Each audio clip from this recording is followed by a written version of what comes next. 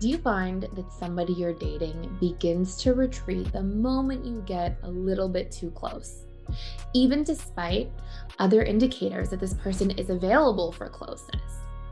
If this is something you're beginning to see in your relationship or even in yourself, it may be because they are a fearful avoidant attachment style. And a fearful avoidant attachment style is often the cold and hot partner in a relationship. They often swing between wanting closeness but being afraid of it at the same time. Now, in today's video, I'm going to cover exactly the 5 major reasons why a fearful avoidant attachment style loses attraction to their partner in a relationship. And my hope for you is that by the end of this video, if you are the fearful avoidant here to learn, or if you have a loved one in your life who is the fearful avoidant attachment style, you understand not only the root causes of why this happens, but exactly the necessary ingredients to find out if somebody's the right fit for you in a relationship, and if so, how to regain the spark almost immediately.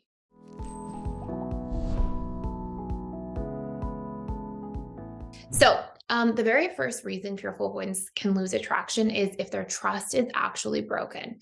Now, obviously, there can be little things like somebody might tell a white lie or things like that. But I mean, if trust itself is broken, it's not like a portion of trust was chipped away at momentarily, but broken trust will often cause a fearful avoidant to go absolutely cold, like almost no coming back from to certain degrees with certain fearful avoidance. And this can be like over something large. This can be over something where there's cheating or infidelity or some sort of finding out that there's this big lie that's been being told for quite some time. Um, or if there's just something that's been kept from you that really was important for you to know, to hear, to understand. Anything like that can cause a fearful avoidant to really shut down and actually have a hard time, not just wanting to open back up, but being motivated to open back up, like feeling like it's hard to sort of turn that attraction or connection back on, but also feeling like, well, I don't want to, so why should I even bother? So that will be a big one. A second big dynamic that causes fearful avoidance to lose attraction is that if somebody's like really anxiously attached to them and somebody's accidentally violating their own boundaries, they don't have a sense of self, especially as the attachment between the fearful avoidant and another attachment style sort of connects more deeply or bonds more deeply together. Sometimes what you'll see is fearful avoidance when they feel like their boundaries are crossed, or they're not being seen, or they're not being understood. Their need for independence and freedom and autonomy are not really making it across to the other person that they're in a relationship with or that they're dating. Sometimes you'll see fearful avoidance really lose attraction in that sense. And it's not just that the fearful avoidance starts leaning dismissive. Somebody can start leaning in their more DA side as a fearful avoidant without actually losing attraction on a more permanent basis. But if this is repetitive enough and if fearful avoidants start to feel overwhelmed, because fearful avoidants do tend to sort of enjoy a bit of a challenge in the beginning of relationships as well, all of these things can lead to a lack of novelty, a lack of challenge, feeling like their boundaries are crossed, feeling like they're unseen, unheard, misunderstood. And all of these things together for an FA can really sort of coalesce and make them feel like, okay, this just isn't for me. I'm just not interested, and really shut off. Number 3 is when a fearful avoidant feels like there's a lot of expectations on them.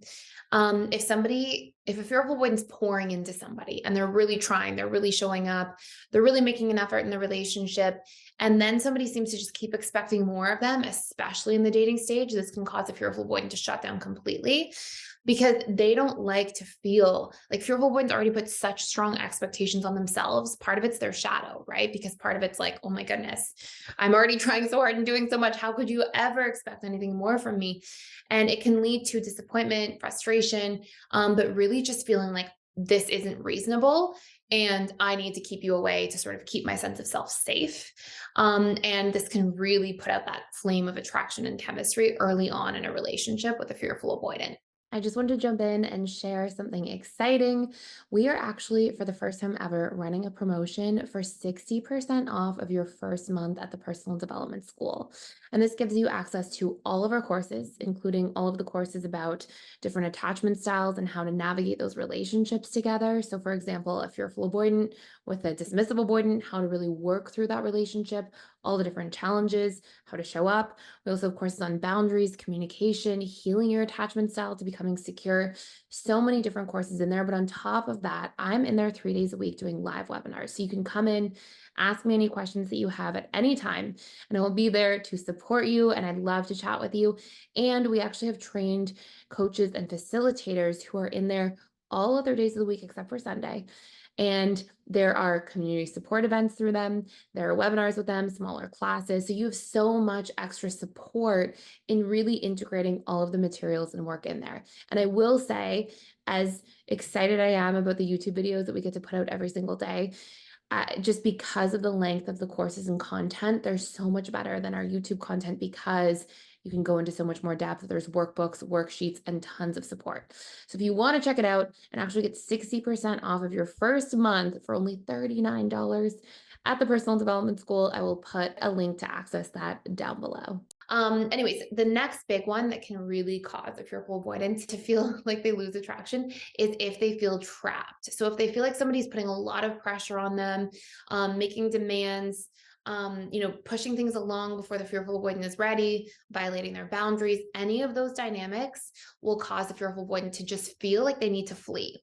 And what's important to recognize is that fearful avoidants have quite a strong flight response as part of a coping mechanism, right? Every time we've got a fight response or a flight response, anything that's magnified, a lot of times it's magnified because this was the way we learned to cope when we were exposed to trauma at a young age. So for a fearful avoidant, they can have a really strong flight response. And if they start feeling trapped, it can cause them to just run a million miles an hour in the other direction. So it's really important to pay attention to. And number 5, this is really important if you are the fearful avoidant, is that if fearful avoidants are not speaking up for their own needs, and eventually, because they're pouring into somebody else or trying really hard, they feel like it's a one-sided relationship. Eventually, fearful avoidants tend to pull away from one-sided relationships and really just feel burned out by them and exhausted and want to move in other directions. And for fearful avoidance specifically, this is your work to do. Like if you see yourself doing this, and if this is a pattern for you where you may sabotage relationships or feel like you need to, move away suddenly out of the blue, what's actually happening is usually you've got unmet needs for a long enough period of time at the subconscious level that it eventually reaches a tipping point. And at that tipping point, you just sort of shut down and feel like, okay, this is enough. I've had enough. And sometimes I even know that fearful avoidance, had many conversations with that phase over the years, will try to wait until it reaches that tipping point because they know that they'll leave. And sometimes they feel guilty leaving relationships before that point. But if you find yourself on that path, like your job is to start speaking up. Your job is to start getting into the habit. Even if it's not the relationship you want to be in now, at least for future relationships, to speak up, to share your needs, to advocate for yourself, to allow yourself to take up space. Because what happens is when you don't do those things, you're on a path towards eventually feeling like somebody's burning you out. And you're also on a path towards feeling like you're unseen or you don't matter. When in fact, a lot of the roots of the problem are actually that people don't know the information that they need to know because you're not sharing it to make you feel like you matter, to make you feel like you're seen. So sometimes if there's needs that are unmet for long periods of time, that can cause a fearful avoidant to shut down and really lose that attraction and that wanting to be in the relationship. But there's also something you can really solve for as an FA. So that's it. Thank you for watching. Please subscribe to this channel if you're enjoying it. I would so appreciate it. And I will see you in the next video.